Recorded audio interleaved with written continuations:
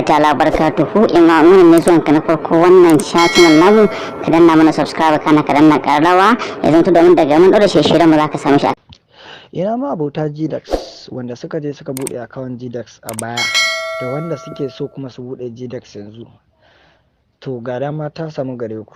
A da farkon da muka bude account din nan kullum muna samun 500 ne daily.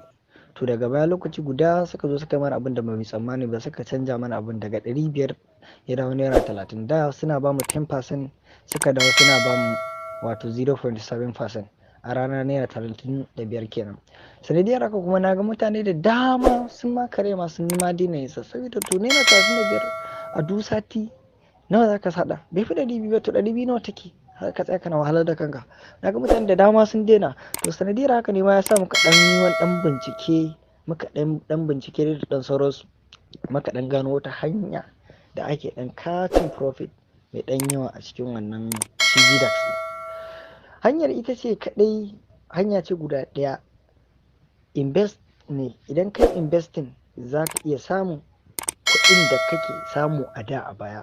Da idan muka lissafa 500 naira daily every day muka yi 7 days, za mu iya haɗa ina ga 3,500 ne to bayan sati, wato kwana 7 kenan.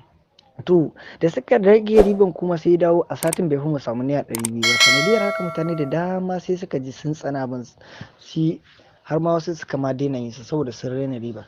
To yanzu ga hanya mafi sauki gare mu wanda ta fi komai sauki.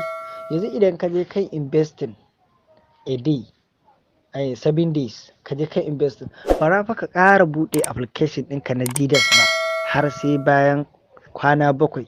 It means kenan an samu sauki na shiga kullum kai shopping. Kuma idan a ce kullum kai shopping ne suna ba mu 35, a sati na za mu haɗa 250. To yanzu kuma in kai investing abin da za su bayar a sati naira 2,100 ne. In dai kai investing na 5,000 a sati naira 7,000 ne ta dawo ma da 100. Haka ilimi kenan mun samu riba. Maimakon da a sati kullum za mu shiga mu samu naira 3,500, to yanzu kuma idan muka investing sau ɗaya bayan sati naira 2,100 ta dawo mana. Kaga abin ya ninku sosai da sosai. Duk wanda ya san ya buɗe account na GDAX ya je kai tsaye kawai ka tafi profile ɗinka. Kana shiga profile za ka ga sun ce maka invest a ƙasa, invest now.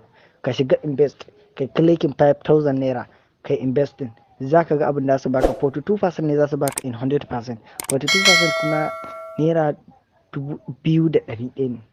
A je a wallahi za a ji daɗi sosai da sosai, saboda wannan hanya ce mafi sauki wanda ba tare da mu sha wahala ba tare da mu ƙona